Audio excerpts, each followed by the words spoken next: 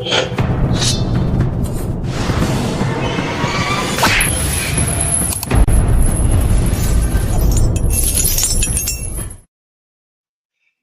morning, everybody. Happy Saturday to you. I am Kevin Ioli. I am joined by my friend George Zapata. And I was saying just before we got on the air, I always refer to George as Big George, and not anymore. We got to retire that. There's only one Big George, and unfortunately, he is no longer with us. George Foreman passed away last night in Houston. The former heavyweight champion was 76 years old. He died at home with his family. His family announced it on social media. And it was a tough one for everybody who knew George, one of the great guys. Forget about boxers, George. He was one of the great human beings that God ever put on the face of this earth. Just a tremendous man. And what he did for people was just beyond compare. One of the great heavyweight champions of all time, one of the biggest punchers of all time. Really sad day. You as a fan, what do you remember about Big George Foreman? Well, it's funny. My name is George, and one of the first big pay-per-view events, which you just told me off the air, was the first big pay-per-view boxing event, April 19th, 1991. George Foreman, Evander Holyfield for the heavyweight championship of the world, undisputed championship of the world, was really my first. At the time, I was 14, or just turned 14, 15 years old. And I used to take the recorder, and this is why Jim Lampley to me is so endeared to my heart, my childhood. I used to take the tape recorder and record that fight of Holyfield and Foreman, and I would play it over and over in my Walkman at the time. And kids, you don't know what Walkmans are, and I would do it as I was jogging, and I'd always listen to how Lampley would refer to him, Big George, and I always thought that was Jim talking about me because I have my aspirations were to be a fighter. And that was my first foray into big time boxing. It was in Atlantic City. It was on the mainstream media. George kind of took at that time. Obviously, Ali in your era was your guy. George Foreman in our era was the first kind of guy boxer, other than Mike Tyson, but the one that I kind of gravitated to, obviously because of my name, as a guy who kind of went mainstream. And then obviously he took it further after his retirement to the George Foreman grill and whatever. But he really impacted someone like my life, because here's a guy at 40 years old at the time fighting for the heavyweight championship of the world. Yeah. What was interesting, was when George came back, I think that first year, you look at the people that he fought, just like a total collection of stiffs. I mean, it was just unbelievable. And you're going, how is he possibly doing this? Steve Zuski, Charles Hostetter, Bobby Crabtree, Tim Anderson, Bobby Crabtree, Rocky Sikorsky, guys like, and you're going, and you remember, the gig that they used to do at press conference to get interest in it, because you have to go in the context of the time, and remember where George was. He retired, and after he lost to Ali, let's go from Ali until the Jimmy Young fight. He loses to Ali when he was a huge favorite in the famous fight in Zaire, Africa. There were a lot of people on Ali's side who were saying, Ali, don't take this fight. This, you can't do this. He's going to hurt you. Foreman was so highly regarded. Ali ends up winning the fight, and he mocked Foreman throughout the training camp. I used a quote from Ali in my obituary that I have linked up in our comments section, if you want to read that. But Ali said, I saw Big George shadow boxing, and the shadow won. And he just was taunting he was taunting Foreman like you would not believe during that whole build up to the promotion. But he saw something, and what he saw was the fact that, George was 40-0 at the time he fought Ali, but 31 of those fights were 3 rounds or less, right? So there was only 9 fights where he went over 4 rounds. I mean, so that was incredible. And Ali said to himself, this guy is big and he throws with everything he has. He's going to slow down. And sure enough, he did. And he got knocked out in the 8th round in that fight. And Ali became only the second man ever to regain the heavyweight title at that point. And so after that, George kind of had this little bit of a spiral. He did beat Joe Frazier in a rematch. He had, and if you have not seen this fight, guys, I am going to tell you now, and I linked it in my obituary, the YouTube, the Ron Lyle fight might be one of the greatest fights of all time. Believe me when I tell you, if you haven't heard of it, if you haven't seen it, George Foreman versus Ron Lyle, especially as you get to the 3rd and 4th round. I mean, George, have you seen the fight? You know what's funny? It's funny. I got into a YouTube loop about a week ago, and that fight popped up. The irony that this is happening now is incredible. We really are living in a matrix, because the fact that I went through this YouTube loop and that popped up, and I remember seeing it vaguely back in the day, back in the early 2000s, but I couldn't believe that fight. That was a tremendous fight. You should really go look on it. Yeah, I mean, they were knockdowns back and forth. I mean, Ron Lyle was not a great boxer, but he was an unbelievable puncher too. Not in the realm of Big George, but he was close, right? He was up there, and so he was a guy that he could hurt you if you didn't respect him. And that was one of the great fights. But if you look at George, post Ali, he beats Ron Lyle, he beats Joe Frazier. Then his next 3 wins, Scott Ledoux, who was not much, Dino Dennis, and Pedro Agosto. And you're going like, this is a guy that, just lost his first fight in 1974. Like, what's going on? Why is he fighting these guys? And then he goes into the Jimmy Young fight. Jimmy Young was a guy, feather-fisted guy, good slick boxer. But George, I don't remember the exact odds, but my recollection, it was like 10 or 12 to 1. George was going to just supposedly obliterate this guy. They fought in this extreme heat in Puerto Rico, and Jimmy Young outboxes for it, George. And the crowd was chanting, Jimmy Young, Jimmy Young. And the place was for Jimmy Young because, everybody loves an underdog, and he's, clearly winning the fight. And George took a loss in that fight, and that looked like that might be the end of his career. And it was for a while. He says the story of George Foreman is he had a vision in the locker room after that fight, and that God came to him and said, you're meant to do something other than this. And he became an ordained Christian minister after that, and kind of set off a remarkable second act 10 years later. Well, Kevin, you're one of the few that I've spoken to that can go with both eras both careers that George Foreman had. What did you see was the big difference between the first and the second? Well, I think that, a lot of people would say he was better in the first, right? When he was 45-2, and I think with 41 knockouts or 42 knockouts at that point, something along those lines. People would say he was better in that first career, but I would say he was better in the second career because he had a peace and a calm about him, and he was able to do things in there because of self-belief, right?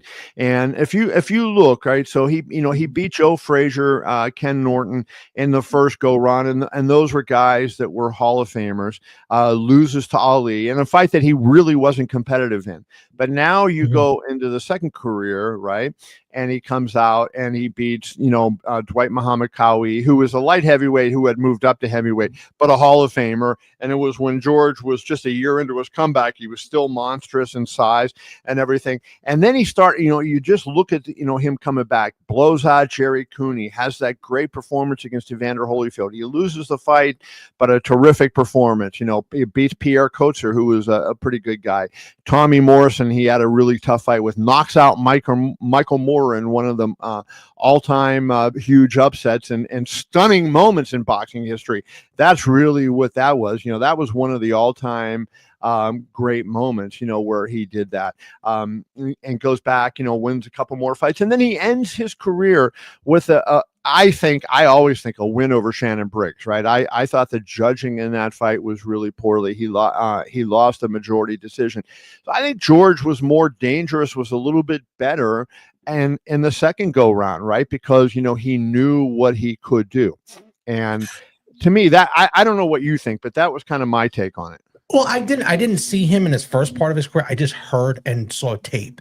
I thought he was a menace. Obviously he went coming up winning a gold medal at the Olympics and then coming in ripping through the heavyweight division, destroying Joe Frazier. But the second part of his career I thought was a twofold. I think one, he knew, and I think he knew how to use boxing to market. Number one, to market himself, because I'm looking at his record here, and after his loss to Morrison is when he got the title fight to Michael Moore. Now, why does he get a title fight after Michael Moore? That is typical boxing, right? You lose a fight and you get a title fight that your next shot. And that just tells you how big marketing played in boxing. Right. In a second. So, and I thought he knew how to control himself in the ring. Foreman had always said that he always used to go out and try to knock people out with the one shot, but I think he knew how to use it. He actually used his jab tremendously. He had a tremendous jab. That's how he won that's how he won the Moore fight. Right. And that was a big key. That was a huge key for Foreman to use in his second half of his career. And he was so massive. It was hard. And when he had that cross, the old Archie Moore style of the cross defense, It was hard. I hadn't seen that in years, and it was hard for people to get through it. Now Holyfield was able to break it, but that was a hard thing. And he was so big. I saw an interview with Holyfield that said he was so big when he would hit him, he would come up with that looping right hand, and he would push him back so far he would just miss with that right hand. He said George Foreman's timing though was impeccable. Yeah, it was something. I was actually one time in the ring with George. It was a top rank gym, and George. This was when he was announcing at HBO, and I want to say it was a Klitschko fight. It might have been a Vitaly Klitschko fight in Las Vegas, and George was in town for it. I don't remember exactly what it was, but I think it was a Klitschko fight. And so George gets in the ring, and he calls me up into the ring, and he puts his left arm out, right? And just held it out in front of me. And you don't realize how big and how massive he was. And that hand of his was like a canned ham. I mean, it was so freaking big that, that's how big his fist was. And it was like, you couldn't even get past that. I mean, and I just said, imagine this dude trying to freaking punch you in the face, right? Just imagine that. I mean, just the presence he had in there was just incredible. And, I think like his fight against Holyfield, he fought Holyfield maybe at Holyfield's best, right? That might have been where Holyfield would have been at his peak. That was right around the time after that fight, Holyfield was supposed to fight Mike Tyson. And of course, Tyson got arrested on the rape charge and sent to jail. And unfortunately, that fight did not happen until years later. But, that I think was the best Holyfield at that point, right? And I think that was, George made such a competitive fight with him. It told the kind of guy he was. And you know what? If George had maybe say another year of his comeback and, fighting higher level guys, I don't know that he might not have won that fight. Sure. I will say this too also. And if you ever get a chance to go to the International Boxing Hall of Fame, I'm talking to, obviously, Kevin, you've been there many times, and hopefully you'll be inducted at some point. Like we can see that. His cast fist, they have the cast iron fist there, the not cast iron, but just instead of the bust that they have for the plaster, the plaster, the size of his hands are massive. Yeah. And think about that hitting you square in the face. And even Holyfield said he thought he knocked his whole front teeth out. When he hit him, he actually went numb. That just shows you the impact someone like that has. And he George was a natural puncher always, in the Olympics. He was like, you think about the Olympics now, and just I don't know the answer to this question, but have somebody go back and look at the 2024 Olympics, all weight classes, and how many stoppages there were in the entire Olympics. And I bet you there were just a handful, if any, right? If any. Right. And George was just dropping guys left and right in the amateurs, right? I mean, because of the kind of guy, he was always able to generate that power. And Ring Magazine, I linked to this in my obituary of George. Ring ranked him the ninth biggest puncher of all time. They had Joe Louis ranked first, and Right. Joe Louis obviously fought in the 40s and 30s, 40s, and 50s, and we didn't get to see him live, of course. You always hear the thing about Joe Louis was he had that 6-inch knockout power, and he could throw a punch that went that far, and he turned his body into it so much that he would knock his opponents out. But I have a hard time believing that he actually punched harder than Big George Foreman. Maybe per pound. If you want to say on a pound for pound basis, maybe because Joe Louis, he competed at roughly 195 to 205. George Foreman, in his early going was in the mid 220s, 230s, and then in the later goings, the 250s. Big, strong, powerful, slow guy.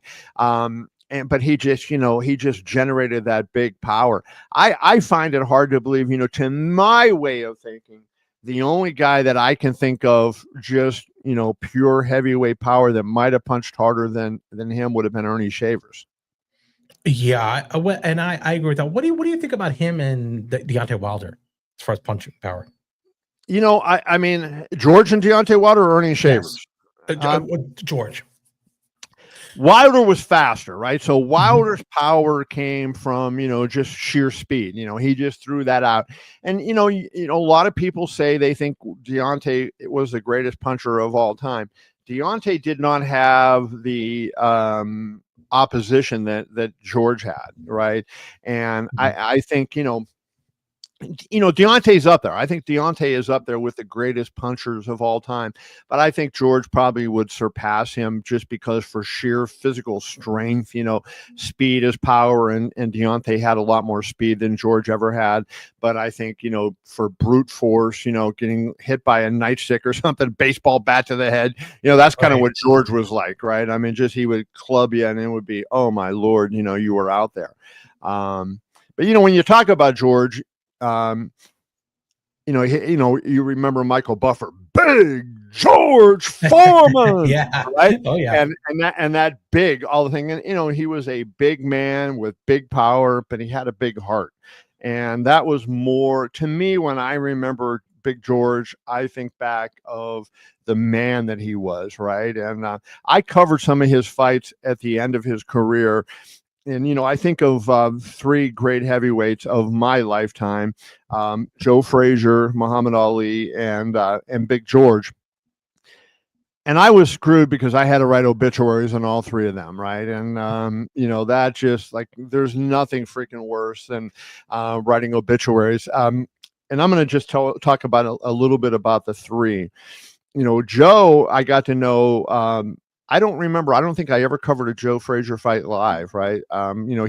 His career was kind of before my time. I started covering the fights in '79, low-level fights. I think my first title fight was Larry Holmes and Ronaldo Snipes, and that was either 1980 or 1981. I can't remember exactly what year, but it was one of those years. So that was the first title fight I covered. So, kind of Joe was before my time. And, I didn't really get to know, but so I met him afterwards. The first time I met Joe Frazier was in St. Albans, Vermont, of all places.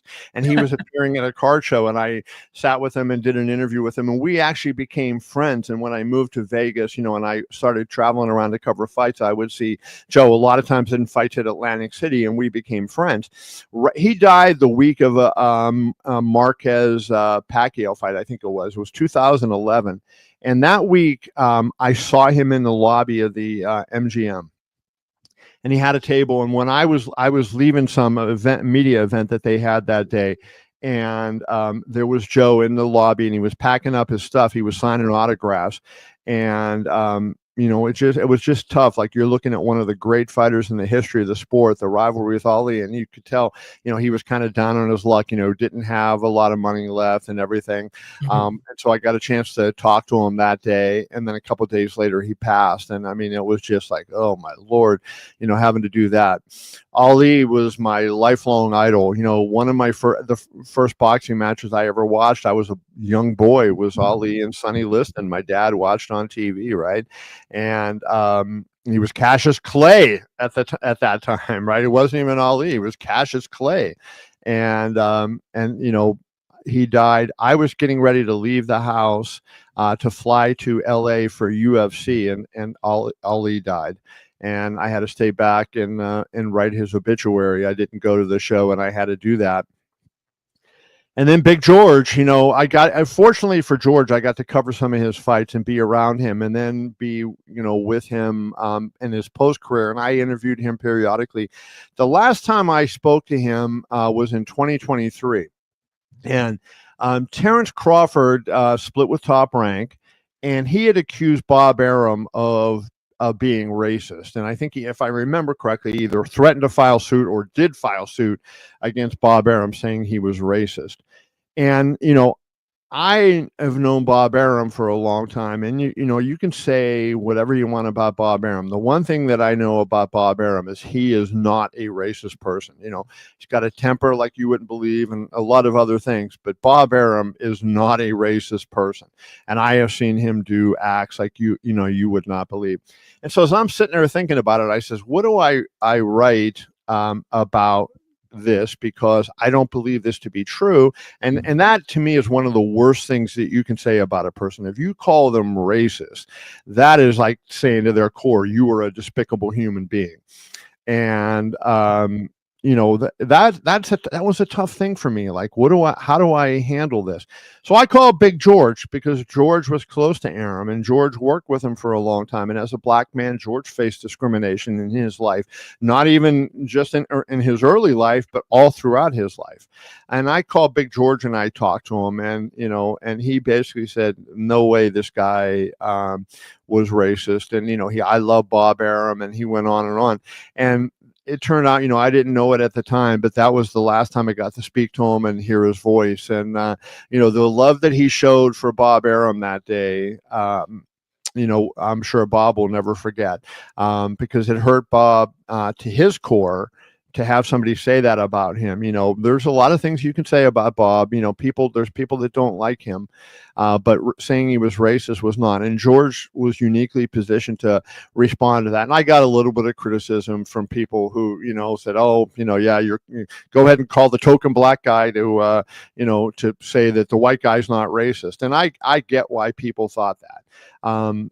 That's not what I was doing. I knew George was brutally honest, and he would say what he felt, and he confirmed what I had believed. And that's what I mean. When you say something like that, there are people that are always going to play the victim role. That's just part of the deal. That is part of it, and they feel slighted. George made his way. George, not only after boxing was over, he made his way with the grill and marketing. He kept in the public eye, kept his nose clean from a majority of the other stuff. I never heard any drug, alcohol stuff with him. And people should praise that, as opposed to go the opposite way. And that's the one thing when you're in the public eye, man. If you make a mistake or something, they come all over you, or they accuse you of things that they don't even know yet. Yeah, no, I mean, believe me, I have been accused of things that hurt, but are like, that are BS, right? And they're not even true. And you get upset about them because you're saying, hey, like, I don't want my family to see this. I don't want people that love me, that I love, to see these things that other people are saying. And they write things about you that they have no idea that are true. And for me, it's like this, right? But when you're somebody in the public eye, like Big George, or, the people like we're talking about, it's way off the hook, right? And if it hurt me that much to have that kind of, those kind of things, imagine what it hurt if you're somebody like George Foreman or Muhammad Ali or whoever, you want to talk about. Hey, George was not perfect. Ali was not perfect, but none of us are perfect, right? They and we are all human beings, and they had their flaws just like anybody else. But I mean, and specifically talking about Big George, a guy that would do anything for anybody, a guy who loved his family unbelievably well. And I want to bring this up because this was something in my obituary that I wrote. And for those of you who don't see, well, even before I bring that up, let's respond to what Alberto said here. Alex Alberto's comment here about George Foreman's grill. He said, was Foreman's Was George Foreman one of, if not the first athlete to have a successful product, Foreman Grill, paving the way of athletes like Conor McGregor and others to have brands outside of sports? I don't think he was the first, right? But I mean, he certainly knew how to market it, right? Like I mentioned the Shannon Briggs fight before and said I thought George won. But what do you remember about that fight and about the interview, right? Larry Merchant's in the ring interviewing Big George, and what does freaking George say? I want to talk about the lean, mean grilling machine, the George Foreman grilling machine. And he turned around and he knew how to use the moment. He had the bully pulpit. Bingo. He used that moment to market it. And, he was such a smart guy in that regard, right? I mean, he sold the company, George. I want to say the grill, he sold the rights to his name and everything on the grill. I think it was, 300, 138 million, I think it was, if I remember correctly. Right. It was in the I mean, hundreds. this enormous amount of money. And that set him up for life and set his family up for life. And that's what he wanted about that. But there were a lot of athletes, I saw somebody in the comments, your brother, saying that Jordan was the first. It was even before Jordan, like I remember. You got to think like Wheaties and stuff back in the day. You're talking Mary Lou Retton, you're talking Bruce Jenner. Back in the day, even Mean Joe Green, Coca-Cola. That just came up the other day. That it was right. That was just, so there Right. definitely was other ones. But do you realize that Hulk Hogan turned down the grill? He turned down the George Foreman grill. Yeah, one of the many mistakes that Hulk Hogan had made in his life. But, let me talk about this Lampley story that I thought was really profound. And when I talked to Jim yesterday after George's passing, Jim was really, really, really broken up. It was very difficult for him to speak about George, and the two of us were like goofs, and we're on there crying as we're doing the interview. But he talked about it. He said, he asked George one time, he said, did you ever call Muhammad and have conversations? And it had come up because in the news, there was a conversation, there was a report that George W. Bush and Barack Obama had called each other late at night and just kind of had conversations, right? And so Lampley saw that and he called George and he said, hey, did you ever call Muhammad Ali and have these conversations? And George said, we did. And we talked about boxing and whatever. He says, but we also just talked about faith. And Lampley said, well, when you talk about faith, he was a Muslim, you're a fundamentalist Christian, like, how did you reconcile that? And Lampley said that George said to him, it was easy. We both recognized that good is good and bad is bad. And then if you had any kind of a moral compass, you recognize the difference. And that was sort of their thing. And they used to have conversations late at night, according to Jim, George telling Jim this, that he would call Ali and have these conversations. And that leads me into another one. And this was the lead of my story, what I was referencing. If anybody's read my obit, you'll know what I'm talking about. But in 2014, HBO was in San Antonio for Lomachenko's second fight. He was fighting Orlando Salido. I was there covering the fight. And Ali was sick, and I knew that Ali's passing was not going to be long. And so I wanted to interview George because I knew he and Muhammad were very close friends. And, it's hard. It's like a lot better if you can interview somebody before they pass and kind of without the emotion, you can get all the comments. So I had a chance to talk to George. It was after the weigh-in of Loma and Salido, and we were sitting outside in San Antonio, and so it would have been February 28th because it was the day before the fight. The fight was March 1st. And it was a really nice day. I remember it was warm out. We were sitting on, there was barriers up and there was fans that were on the other side of the barrier. And I started asking George about Muhammad. And he very quickly recognized that I was interviewing him for Muhammad's obituary. And, he mentioned it and I said, yeah, he is not doing well. And my voice cracked. And George was sitting on a chair across from me, and he reached over and he put his right hand on my leg. And he said, we're all going to go. The time's going to come for every one of us. He says, but that man, that great man, and he referred to Ali all the time as that great man. He said, that great man has nothing to worry about. He's done everything in his life the right way. And when he gets where he's going after this life, it's going to be a good one. And he's going to be looking down on us. And I got chills as I sat there with George and listened to that. And I related myself. I said, the same thing is true of Big George, right? He was the great guy, the great athlete, the successful business person. But more than anything, why are we on here doing this? Why are we talking about George? Because of the human being that he was. Hey, you know what's profound when you say that? That boxing sometimes gets a bad rap. And inside of boxing, there's these people like the George Foremans, the Muhammad Ali's, the Joe Frazier. So I met one of my fighters fought his daughter in her first fight. So to have the emotion of someone to actually come through you as you speak there and can communicate with others, it actually reflects their personality on the people who are listening and reading your stories and whatever. That shows a lot about the sport of boxing. I mean, you see how Jim Lampley, how emotional he gets when he talks about Manny Pacquiao's and now Foreman.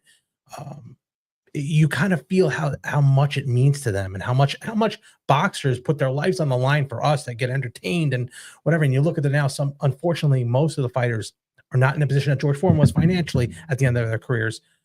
But all they've done for us to entertain us, this is like something the least you can do for them. Right. Yeah. No, I mean, somebody like George who just went out of his way, there are some people who do a lot of charitable works, and I don't knock any charitable work, right? At all. If you do charitable work, whether you're doing it for the cameras or whatever, I'm not going to knock it because you're doing something good for other people. But George didn't care about attention. George didn't care about credit. George did good things because he was a good man. And I think that was, at his core, why people loved him. They could relate to him because, he was a super rich, successful guy. We don't think of a lot of these boxers as like, rich businessmen. I think of like, say, Bill Gates, right? Or, Steve Jobs. Elon Musk, or, people like that are, what's the dude's name that owns Jeff Bezos? I can't even remember Jeff Bezos' name. Jeff Bezos. That owns Amazon. These rich people, and they're just sort of like untouchable to us. But then you get somebody like George Foreman, and he was mega rich too, and just this, but he was also a man of the people. And he would, the day that I was interviewing him for Ali's obit, there was all these people standing outside, and San Antonio is a huge fight town. So George is there, and hey George, and they're screaming to him and everything. And the people just, and George just loved the people, and he was great. He knew that he couldn't get up and walk over there to them because he would never go away, but he acknowledged everybody. And he was just one of those guys that, was really something. Kevin, one of the things I want to point out here, this is very strange. I always say we're living in the Matrix. Okay. About a month ago, a friend of mine's father passed. And before it happened, I could swear this happened. I had a dream or something, and someone had told me, because he was on his deathbed. They said like a day.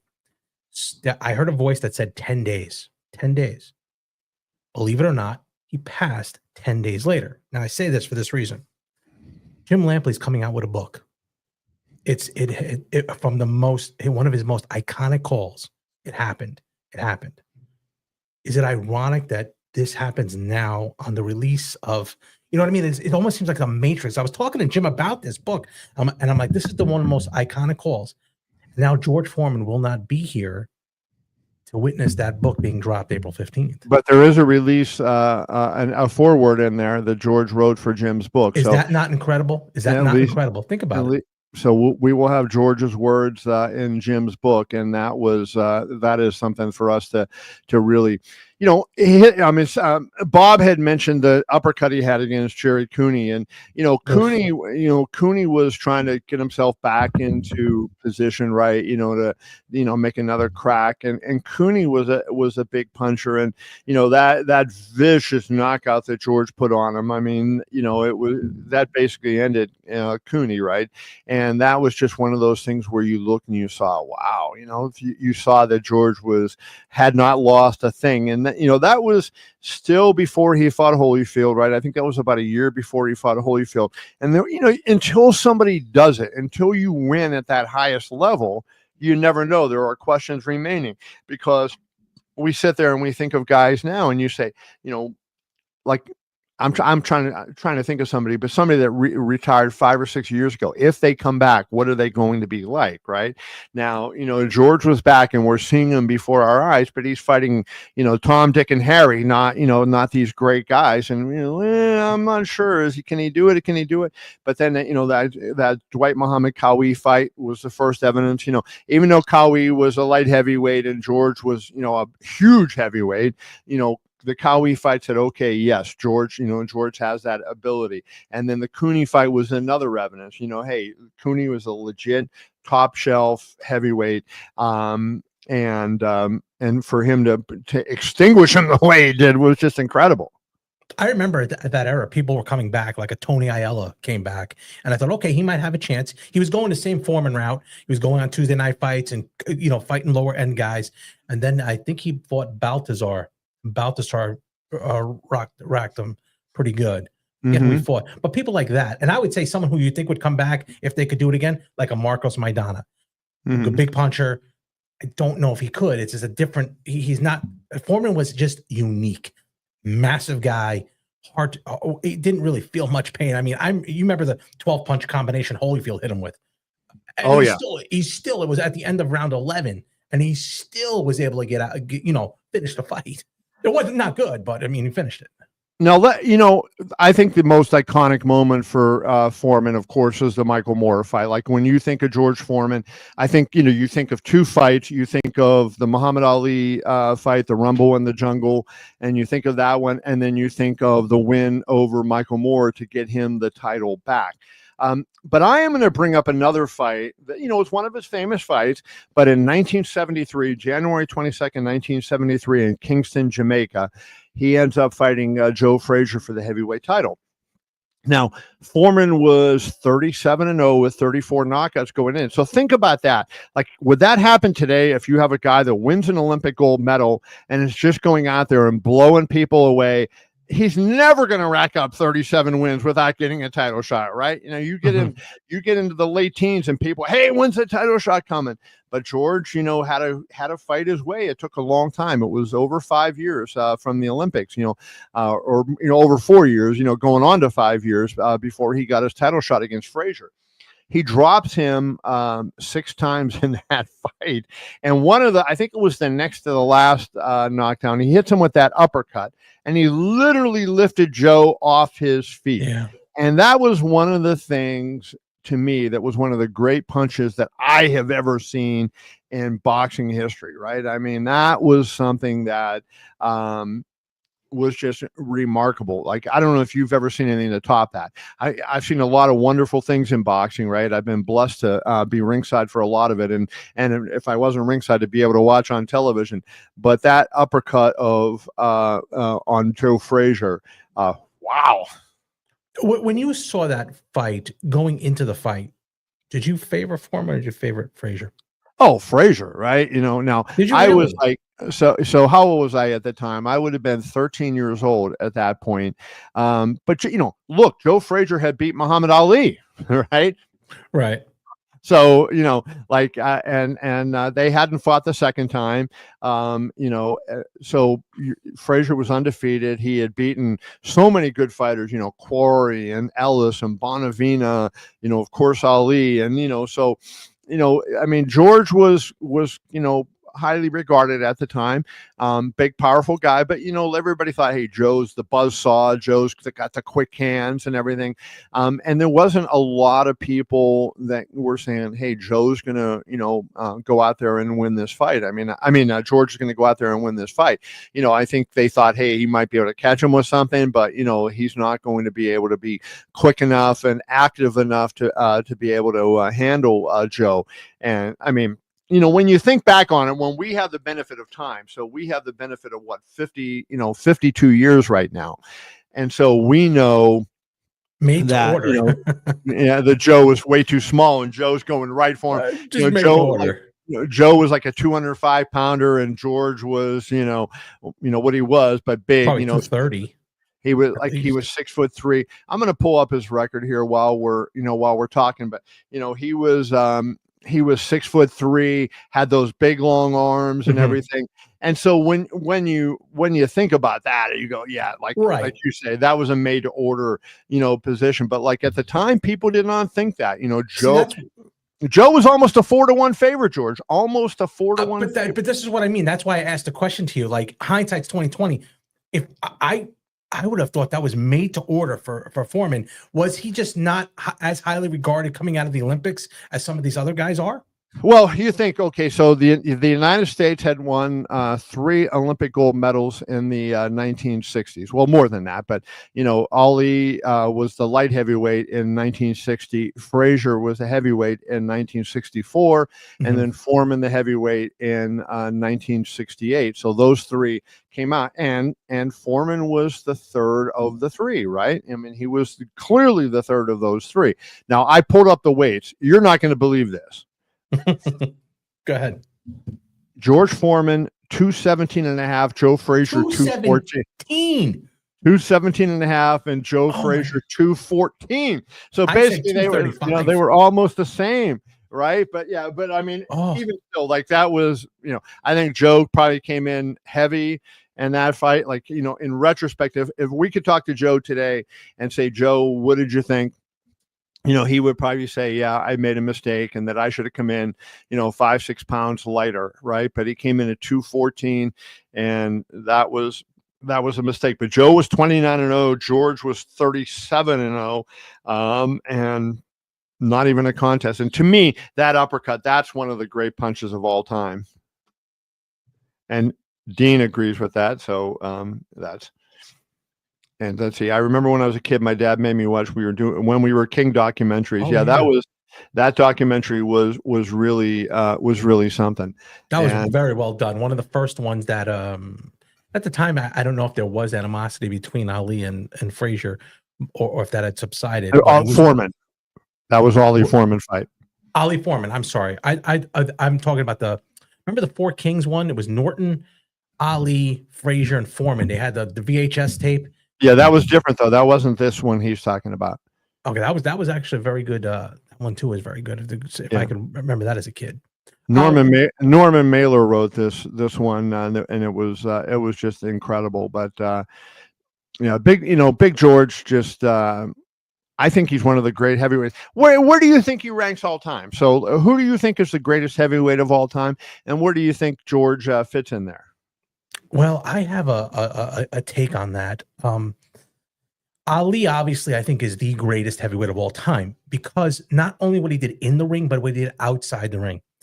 So as far as just strictly boxing and I'm taking both careers at the same and putting it into one career, I think maybe top 10, 15. And I only say this because I think George did a lot more for boxing in general. I think he did a lot for boxing. So if I was going to say overall, I think he's top 10. But overall for this boxing, top 15. I think there was a lot of fighters that were a little bit better than him at top 15. But as far as what he's done for boxing, top 10. I think he's done a tremendous amount for boxing, put boxing to the mainstream when I was a kid. So I would have to give top 10. I think he's top 10. I think he ranks right around 5th of all time, right? So, I think now there's a little bit of you have to play here. Like let's use Joe Louis as an example. Joe Louis, another great guy. I mean, screwed by this country. You know, his military service was impeccable. What he did for the country was amazing, and he was treated horrendously. He was harassed by the government for so long in his life, and I don't even want to go into that because it makes me angry to think of how Joe Louis was treated by our country and what he had done all for our country. But Joe Louis was like 195 to 205, so he was a heavyweight. um, how would he have done against Big George, right? Like, you know, if you put George Foreman with the monstrous size that he had, Joe Louis, I think, was 6'1", 205, you know, so Foreman was 6'3". And I think, you know, if you think of Foreman's average weight, you know, he was 217 against Frazier, but I think if you think of his average weight, you're thinking of him around 240, right? You know, 235, right. 240, that would have been it. Like, I just don't, you know, I don't see how Joe Louis ranks up, you know, and would beat him. Like, since they're heavyweights, they were what they were. Like, how would Joe Louis beat him? How would Rocky Marciano beat him? We know Frazier couldn't beat him, right? Like, so I think you have to eliminate a number of great heavyweights. Jack Dempsey, right? How could Jack Dempsey have beaten him? Even Gene Tunney, right? You go back, Gene Tunney was the great boxer. You know, Gene Tunney was a small, you know, heavyweight, right? I mean, it was because of the era, but that's, you know, that's what they were. So I look at it and I say, I think Ali is number one, you know, as the all-time greatest heavyweight. You know, I'm going to put Joe Louis number two because I think that it's, you know, Larry Holmes, I think, is criminally underrated, and I think Larry Holmes deserves to be, you know, number three. I think I agree with you on that with Holmes. Yes, he's very underrated. You know, maybe the best jab in boxing history, let alone heavyweight history. But, you know, Larry Holmes was a phenomenal puncher. And I think, I mean, not puncher, jabber. And I think Larry deserves to be up there. And then, you know, at that point, we're going to go, there's a number of guys going there. I'm going to put Lennox Lewis and George, either 4 or 5. You know, Lennox Lewis at 6'5", 250 something. And, you know, he beat everybody he ever fought, right? He had a couple losses. He avenged those losses. There's no man alive that can say, you know, he didn't defeat them, right? If he fought them, he beat them. You know, he could move, he could box. And then George, you know, and George was that force of nature. I think so. To me, that is, you know, what when you think of Big George like that, you know, he was a force of nature. Well, where do you put Holyfield though? Then I think Holyfield ranks, you know, in that 6 to 10 range. You know, I think you know, I always when I rank guys, like I rank their prime, and then, you know, like Holyfield had the end where he fought, you know, these fights. You know, Larry Holmes did that for a long time, right? You know, you fought freaking Butterbean, right? You know, forget about you know, forget about those fights, right? But let's you know, he fought Peter McNeely, or as Don King would say, Peter McNeely. Yeah, you know, yeah. And McNeely. You know, the Hurricane, right? But you know, I think when you take Holyfield's prime, you know, he was right there. You know, dominates Tyson 2 times. You know, the second fight, you know, the bite happens. He doesn't get a chance to go on. You know, beats Foreman. You know, had a lot of really good wins in his career. You know, he beat Riddick Bowe. You know, lost twice to Bowe. But you know, he really was incredible, Holyfield. So I think he was right up there. But I think George, you know, given his, you know, I think he beat 5 Hall of Famers in his career. You know, beat Frazier twice. You know, beat a lot of good fighters. I think that's a fair ranking for George. Kevin, can I ask you a question about Foreman when he was on his comeback? Why didn't that Tyson fight ever come through? Yeah, I don't think they ever matched up, right? Because, you know, George, you know, kind of didn't get to be George, you know, until probably 91, maybe, you know, and then Mike, you know, George fought Holyfield, and I think, you know, George won that, and Mike didn't go to jail, they probably fight next, right? but then Mike got the rape conviction. He went to jail, and so he was gone for 3 years. And then he came back, and he was fighting. Remember the beginning of his comeback. Again, it was like the George Foreman type comeback, right? Peter McNeely was his first guy that he fought. They didn't know you're in. It's one thing to be retired like George was, and you can take care of yourself and you're free. You're sitting rotting in a jail cell, for over 3 years. And Mike, what kind of shape could he have been in? And so I think that was something that why they didn't fight, right? Because the timing just did not match up. I see Coach Diz has an interesting question, and I was going to put that out for you. If you put George in the heavyweight division today, right now, where everybody's over the 220-pound mark, how would he do? So we're taking George at his best, right? Is that what we're considering, George at his best? That's what I would think. Let's consider everybody at his best, right? I think George and Usyk is an unbelievable fight. I think George would probably beat Usyk, but I think Usyk. My only reservation of saying Usyk would win that fight, right? My only reservation is Usyk doesn't have a long history as a heavyweight, right? So he's beaten Fury a couple of times, but he Anthony. I mean, his resume is good. Like, don't get me wrong, but he doesn't have I think he doesn't have that long history as a heavyweight. I think it's a real fight. That it could go either way. I would, if I was comfortable with the amount of fights that Usyk had as a heavyweight, I might pick him because of the great boxing. And Usyk has an unbelievable chin, but George also had an unbelievable punch that would be able to dent that chin. I think that would have been a really fun fight. So I think George would be right there, with the best guys today. I think when you look at the rest of them, I think George blows Anthony Joshua out. It's not even a contest. I think he handles Tyson Fury. I think Fury's jab would have given George trouble for a while, right? No matter the best version of George, Fury's jab would have given him trouble because he's 6'9" with an 85-inch reach, and he had a hard jab, and he was Tyson. I don't want to say athletic, but he was quick, and he had that. For a guy that size, for 275 pounds, he had a quick jab. I think that would have given George some difficulty, but Deontay Wilder was able to get to him. That tells me that George would have been able to get to him. So I think he would have beat him. I think he blows out Daniel Dubois, not even a shadow of a doubt. I think that he hits Dubois, and Dubois is going to be in orbit. So I think that really the only guy that I think would have had an issue would have been Usyk because of the style. And Usyk was about Ali's size, right? We think of Usyk as a small heavyweight.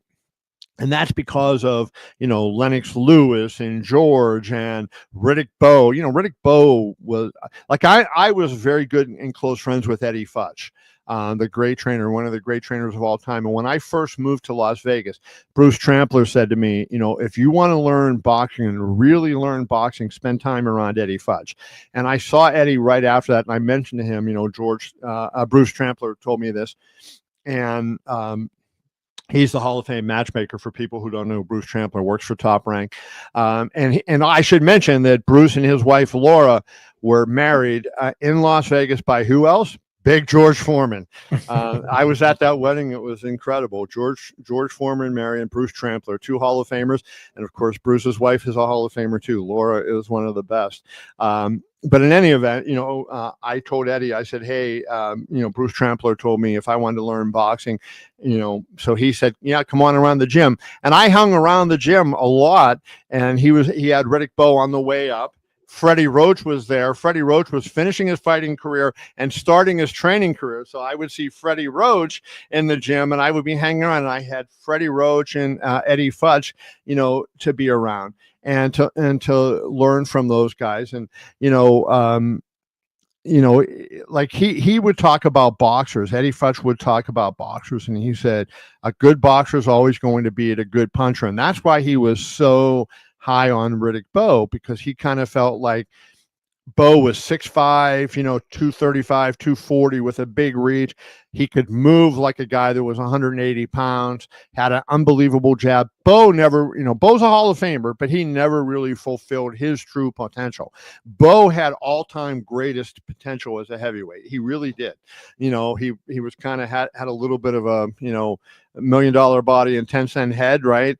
And so he didn't end up being what he could have been, but my, oh my, was he good? So I think, Usyk's boxing ability would have given George some trouble.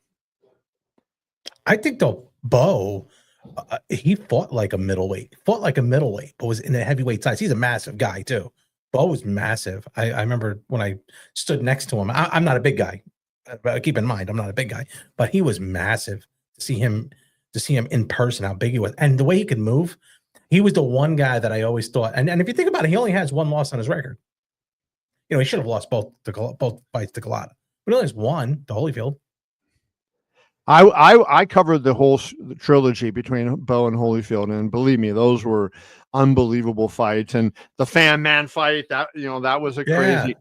I was sitting there at the fan. I don't want to get off track here, and I tend to do this sometimes. I'll just tell this story, just a little bit, Kev, and then we'll get back to Big George. But the Fan Man fight was George was announcing that fight. Yeah. Was so crazy because I'm sitting there and I'm looking at the ring this way, and I see everybody on the other side, and on the sides they're kind of like looking like what's going on, and I am like, what the hell is happening, right? And the fighters didn't know, and then all of a sudden, just you could feel this going over top of you, right? And then this dude lands in the freaking ring, and were you on the other side, or were you facing him, or was he behind you? Well, he came from behind me and went over my head. So where we were sitting, he came from west to east. Basically, that was the way he was traveling, and he went west to east, and he went over, and he just came across us, and so yeah, no, and then he fell into the ropes on the other side of the ring, and then those Bo's people started beating him. A lot of people at the time, the Reverend Louis Farrakhan was sitting in the first row, and a lot of people, nobody knows what the hell is going on. There were some people that thought it was an attack on Louis Farrakhan, right? And so his security, Bo's corner people. There was one guy, I forget the guy's name, but he had his cell phone, and it was one of those big cell phones. Oh, I forget that guy's name. He lost hammering his job. Yeah, he was hitting him over the head. And Jim Miller was the name of the Fan Man. And so he was able, and unfortunately he passed, right? He died not long ago. But yeah, that was quite a fight. I see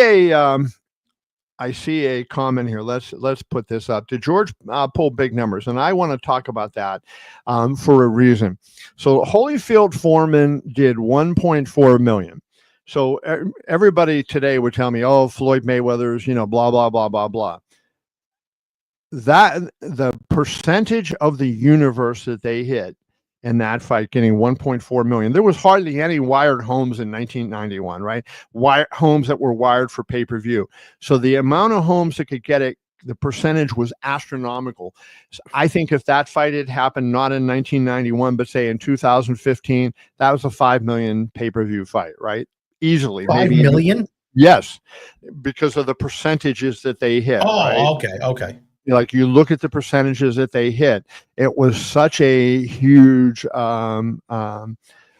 number, right? I mean, and that, that's what you have to remember, right? Because the pay-per-view really did not come in like in 1991 is, Mark Taffet is kind of like the godfather of pay-per-view. He's now the manager of Clarissa Shields, but Taffet was the head of pay-per-view at HBO for a long time. And he always considers Foreman Holyfield, the first fight of the pay-per-view era.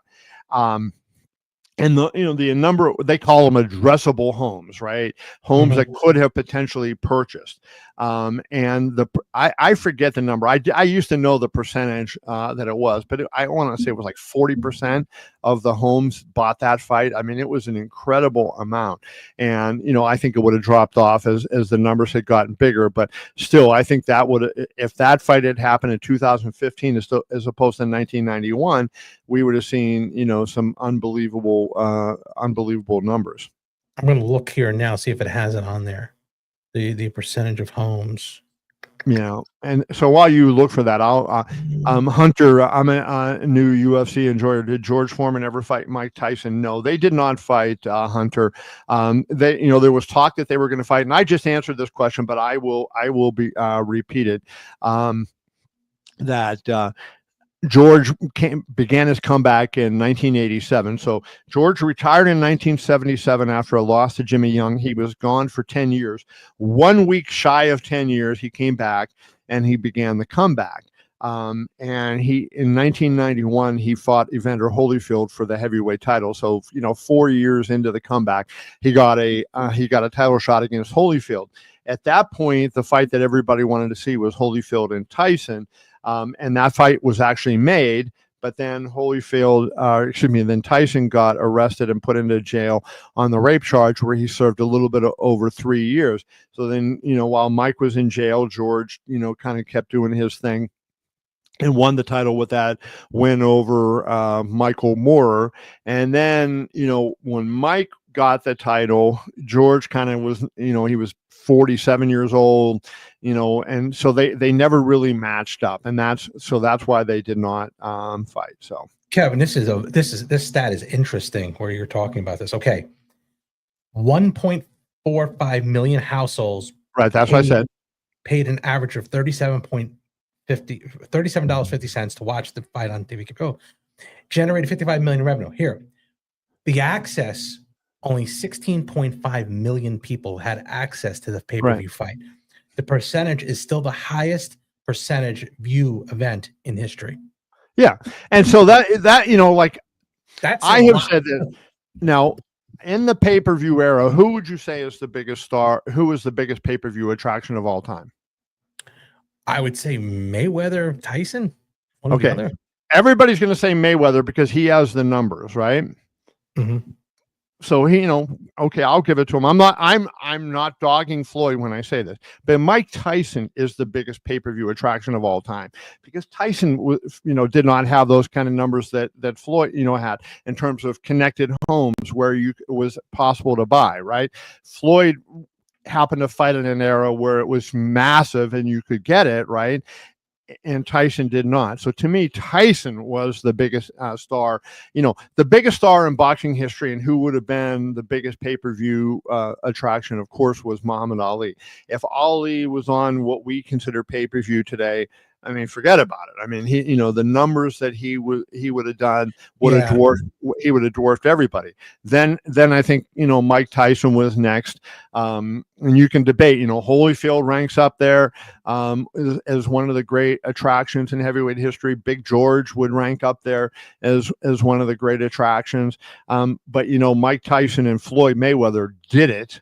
And that would be what I would say. Let's see. Well, now we got some. So let's see. Rock Newman was not who we. Rock Newman was Bo's manager.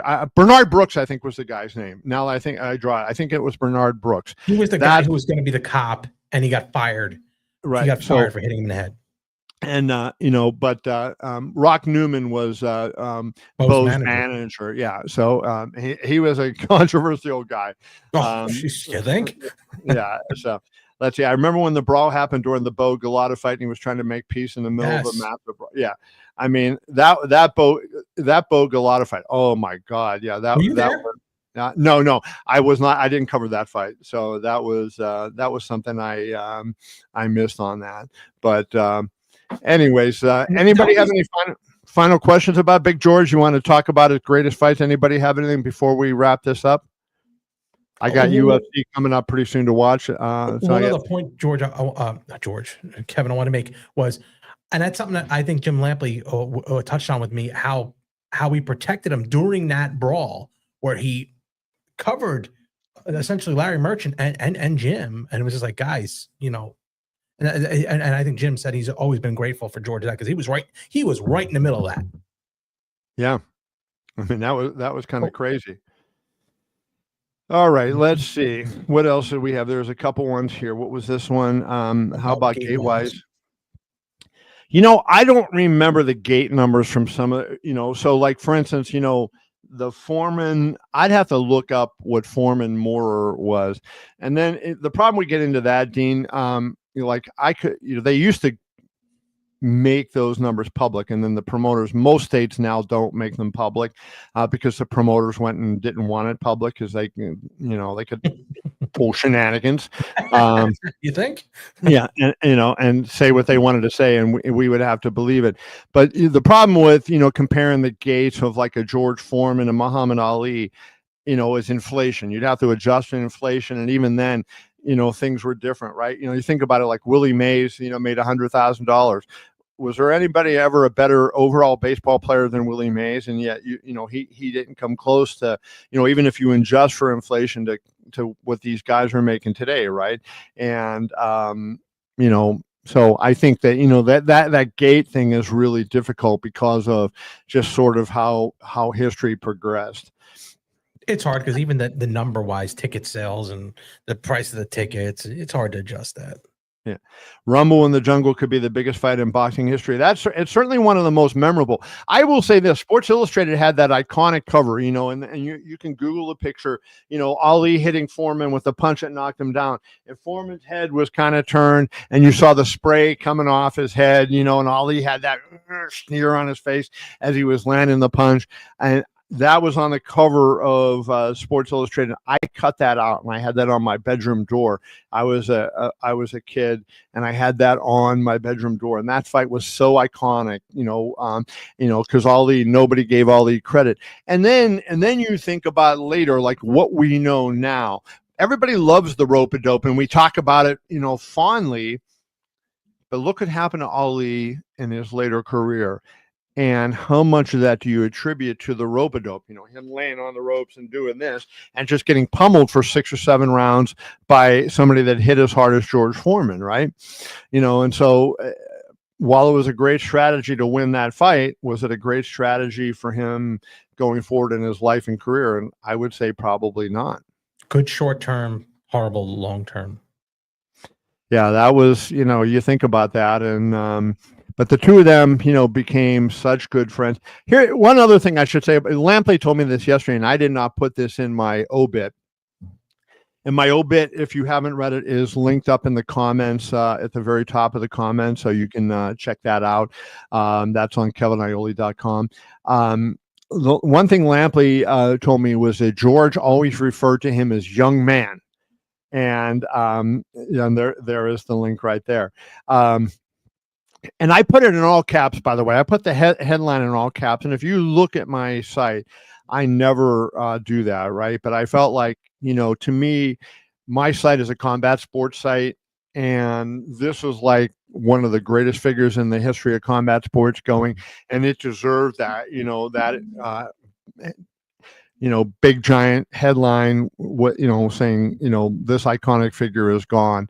And, I'm going to miss him so much. But, Lampley was saying that George always referred to him as young man. And he said, George, I'm not that much younger than you. You're born in January and I am born in April. And George smiled at him and says, I know, young man. Very good. Very good. Always good to have George, his sense of humor. Let's wrap with this. We don't have any more comments, so this will be the last one. I remember Floyd saying the rope-a-dope isn't something to be proud of because of the damage that follows later in life. And I mean, I don't know about you, George, but I can't agree more. No, he's spot on there. For a lot of the people that criticized Mayweather, right? I mean, look what Mayweather has done. He is what's this? What do we have here? Let's see. What you called the court one time, and now's the kind of try to speak with a judge you dealt with a while ago. You told me the podcast, and I told you I'd support. What's that say? I'm not understanding what that's saying.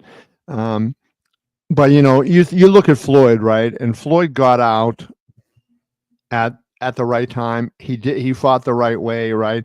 And God bless him for that. And hey, I know who this is. This is directed at me. This was a comp about my brother Greg Valentino. Yes, thank you very much for continuing to support. We try to get the judge on who threw Greg Valentino in the clink, and he was going to help me out, but the judge never got back to me. So yeah, I appreciate that. I appreciate that. Holy cow, that was a while ago. How about Yeah. that? So there we go. That's a good one. I'm looking at that going, what are we talking about? No. The judge that through our good friend Greg Valentino in the Clink, he actually gave him a break. He gave him a break, and he kind of got him out of trouble there. And we wanted to see if they could hook up because he gave him a break, but didn't happen. Well, George, I think we've an hour and 8 minutes. We've gone enough. I just want to say this, from the bottom of my heart, Big George, you were one of the best, and love you forever, brother. Gonna miss you. And the same here. George was always one of the class acts in boxing. Thanks for having me, Kevin. Guys. I appreciate it. All the best, everybody. Thanks for tuning in, and we will talk to you all soon. Bye.